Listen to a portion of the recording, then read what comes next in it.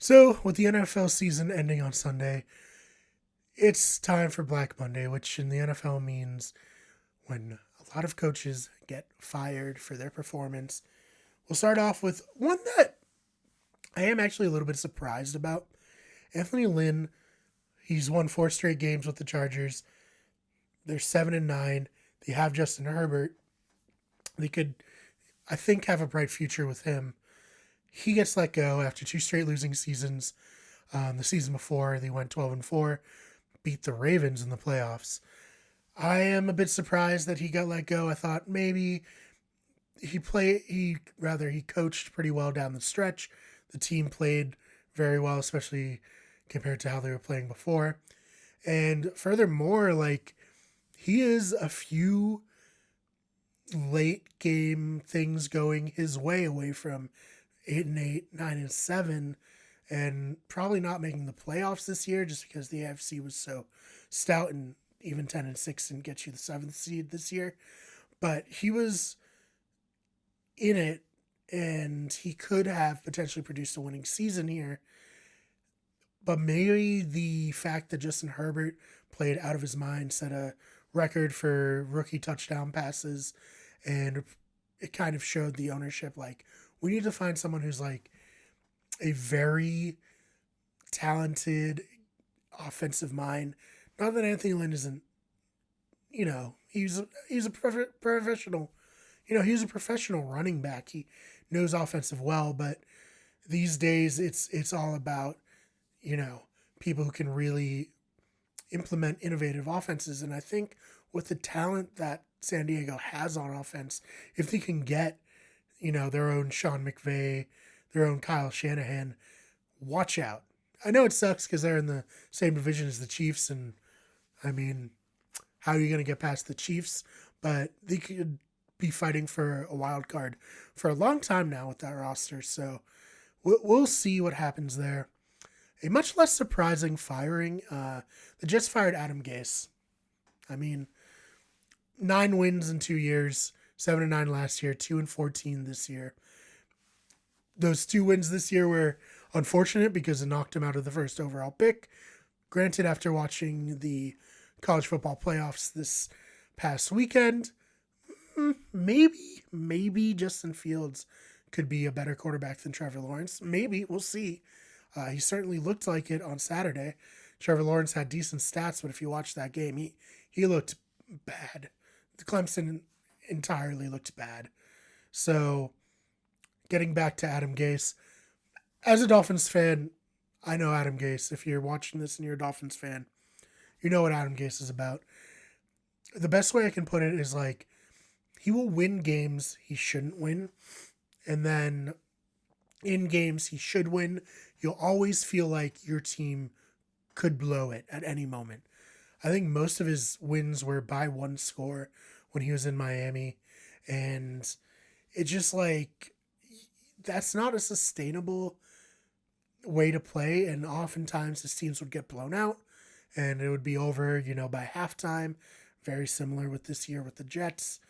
I was extremely surprised the Jets gave him a job. I realized he was, I want to say 3-1, maybe even 5-1 against the Jets in his time in Miami, and maybe that's all they looked into. Like, hey, every time he comes here, he kicks our butts. Let's give him a job. But he'll find a job somewhere else.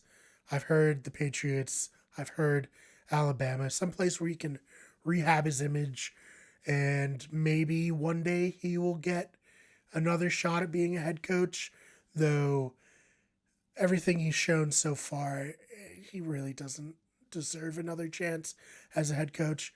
But maybe he can be a good offensive coordinator somewhere. We will see. Another one that wasn't that surprising was Doug Marrone. A little disappointing for him, I'm sure, because he was a tank commander for sure this year. He put in Mike Glennon for whatever reason several times, refused to start Gardner Minshew, only put Gardner Minshew in when games were out of reach. There's certainly a falling out there. I'll be interested to see if Gardner Minshew sticks around. Probably not, just because they're going to be drafting a new quarterback, and you don't want someone who I think potentially could come in and play well, and then you question why you're starting the rookie quarterback versus this third-year guy. I don't think he's going to stick around. But yeah, Doug Marrone, just brutal. 1-15, 15-game losing streak. Most of the games weren't particularly close. There's really no surprise there. Not a ton more to say about him because they just need a fresh start in Jacksonville. I know the owner said that he was the GM this year and he's going to continue to be the GM, which is dumb. That's always dumb. Jerry Jones tries it too. And I just don't like that. I think you need to bring someone in whose sole focus, goal, and ambition in life is to put together a solid and competitive NFL roster. I get that a lot of these billionaires probably think that they can do anything and be successful at anything because they've been successful in other parts of life.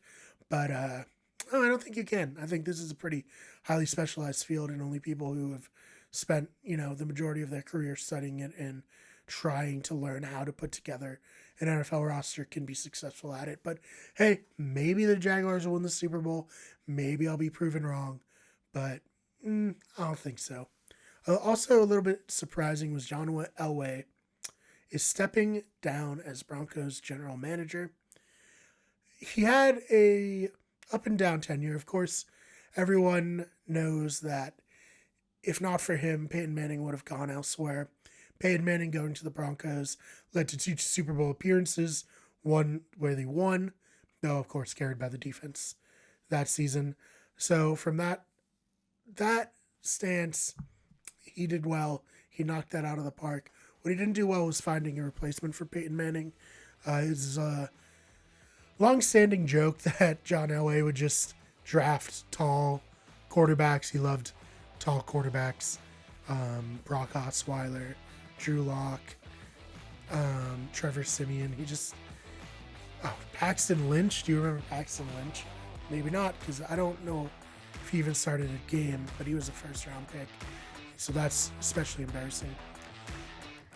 I feel for him. I think, like any other former athlete, he wants to be still in it, still competing in some regard, and I think he still will be with the Broncos organization. But I think overall, this is a good decision by him to step down and let, again, someone whose sole ambition is to run an NFL team. All right, so from the losers to the winners, let's talk about this. Hey, thank you so much for checking out that clip. If you liked it, check out the full show. Link in the description down below on iTunes, Spotify, and if you're looking for not just sports news, but also movie and video game news, as well as Let's Plays, why don't you check out the main channel, Wicked Good Everything. And we will see you in the next one.